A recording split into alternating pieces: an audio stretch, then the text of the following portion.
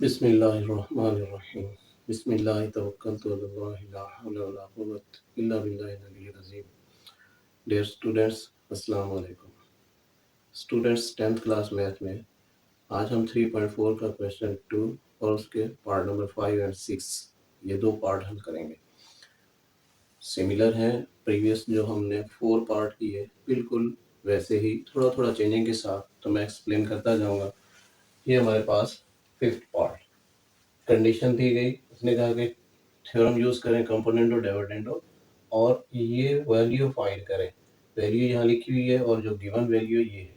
Student, आपकी book में ये जो गिवन वैल्यू है रॉन्ग लिखी हुई है, वहाँ ये लिखी हुई है, लेकिन ये वैल्यू है 6pq/p-q। जो न्यू बुक्स हैं उसमें तो करेक्ट होगी, लेकिन जो ओल्ड बुक है उसमें गलत लिखी हुई है, तो आप करेक्शन कर लेंगे और इसके मुताबिक हम चलेंगे। ये गिवन वैल्यू मैंने इसमें से 3p अलग करना है क्योंकि मैं पहला पार्ट हल कर रहा हूँ। अब पहले पार्ट में s के साथ 3p है, 3p इसमें से अलग किया तो 2q बाकी बचेगा। थोड़ा सा पार्ट बनाकर मैंने मल्टीप्लाई करके लिख दिया। अब वो 3p इधर लाएंगे, इधर मल्टीप्लाई हो रहा था, इधर आकर डिवाइड, तो हमारे पास ये कंडीशन आ गई। अब ये कंडीशन मैंने यहाँ एक्सप्लेन की हुई है कि अगर आपके पास वैल्यू a और b और c और d फॉर्म में हो तो हम थ्योरम अप्लाई कर सकते हैं। और उसने भी यही कहा कि कंपोनेंट और डिविडेंड थ्योरम यूज करें। तो थ्योरम में क्या होगा कि पहले आप प्लस कर सकते हैं, दोनों में ऊपर प्लस और दोनों में नीचे माइनस, यानी ये first value plus second and first value minus second. इसी तरह ये third value plus fourth and third value minus fourth. और ये भी देखा करें कि ये पहली वैल्यू दोनों की एक जैसी और दोनों दूसरी भी एक जैसी, दरमियानी साइन चेंज सेम। ऐसा ही इधर माइनस कर रहे हो तो दोनों में ऊपर माइनस और नीचे माइनस प्लस। अब यहाँ पर ये ए और बी की शक्ल में तो नहीं है, लेकिन हम कंसीडर कर लेंगे कि ये एस ए है, एस की वैल्यू ए की जगह है, तो ये ए कंसीडर होगी, ये बी, ये सी और ये डी। तो अप्लाई करेंगे थ्योरम। अब यहाँ माइनस हो रहा है ऊपर, तो दोनों में मैंने माइनस किया। यहाँ ब्रैकेट में लिखेंगे क्योंकि दो वैल्यूज हैं तो साइन चेंज करने होते हैं और स्टूडेंट यहाँ मिस्टेक कर जाते हैं। तो ब्रैकेट्स में मैंने प्लस को भी ब्रैकेट में लिखा ताकि एक सीक्वेंस में रहे, आपको पता हो कि भाई ब्रैकेट में लिखनी होती है वैल्यूज।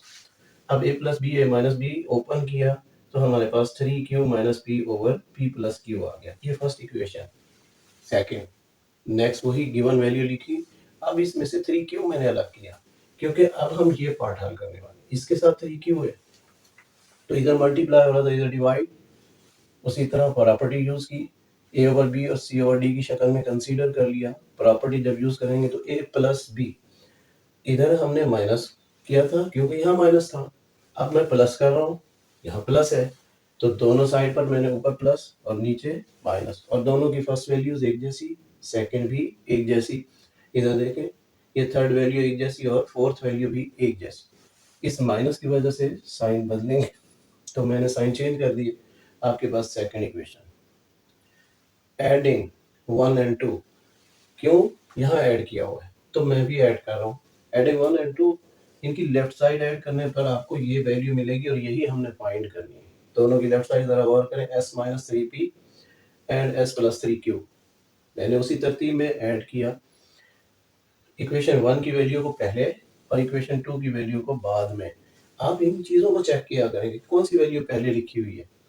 अब 1 की वैल्यू इधर पहले है तो राइट साइड में भी 1 की वैल्यू ही पहले और सेकंड की वैल्यू बाद में। ये है सेकंड की वैल्यू, मैंने यहाँ लिख दी। प्लस हो रहा है, दोनों में नीचे वैल्यूज एक जैसी, एलसीएम लेंगे तो यही एलसीएम होगा। कॉमन मल्टीप्लाई अनकॉमन, तो ये कॉमन है, p plus Q is LCM. जब same value common value LCM हो तो ऊपर की वैल्यू सेम लिखते हैं, 3q minus P plus 3p minus Q.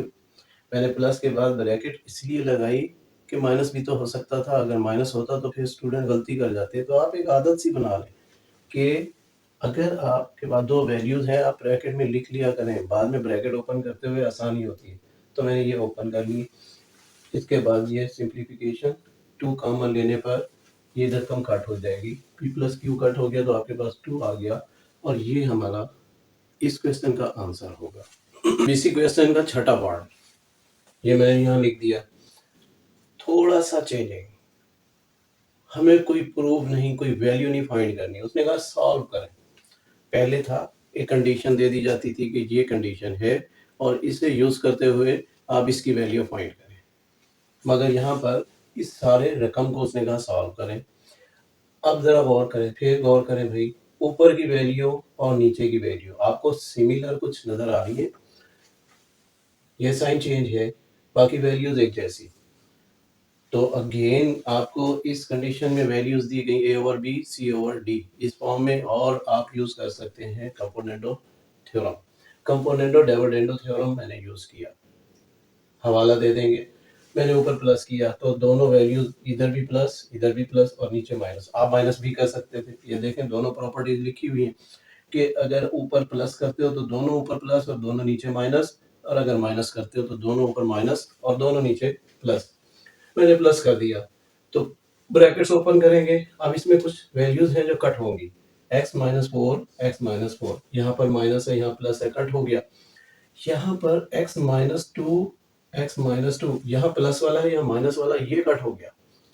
अब नीचे दोनों वैल्यूज जो बची वो दोनों माइनस में है, तो -2 हो गया, और ये दोनों पॉजिटिव, +2 हो गया। 2 कैंसल, लेकिन नेगेटिव साइन कैंसिल नहीं हुआ। मैंने नेगेटिव साइन यहाँ लिख दिया। ये साइन पूरी रकम का है, बाहर है, ब्रैकेट से बाहर है, तो मैंने यहाँ लिख दिया। और यहाँ पर भी ये -1 बचेगा, 12 माइनस 13, ये -1, ये भी 25 माइनस का आ गया। दोनों साइड पे -1 से आप मल्टीप्लाई करोगे तो ये माइनस साइन कैंसिल हो जाएगा। इसका अलग स्क्वायर है, इसका अलग स्क्वायर, तो कंबाइन करके आप स्क्वायर लिख सकते हैं। मैंने ऐसा ही किया। कंबाइन इसलिए कि हम इनका स्क्वायर रूट लेंगे तो कट होंगे। कट पहले भी हो सकते हैं, अगर आप सिंगल सिंगल ऐसे स्क्वायर लिखकर भी स्क्वायर रूट लें, कट हो सकते हैं। लेकिन कुछ स्टूडेंट्स जो हैं थोड़ा सा इसमें मिस्टेक करते हैं। मैंने ऐसा किया कि भाई कंबाइन कर दिया। आप स्क्वायर रूट लेंगे, स्क्वायर रूट जब लेते हैं तो प्लस माइनस साइन आता है, एक बार प्लस एक बार माइनस के साथ वैल्यूज मैंने लिख दी। क्रॉस मल्टीप्लाई करेंगे, ये प्लस वैल्यूज को सिंप्लीफाई किया, हमारे पास 9/2 आंसर, और ये माइनस वैल्यूज को सिंप्लीफाई किया 11/3 answer. Very simple. Thank you.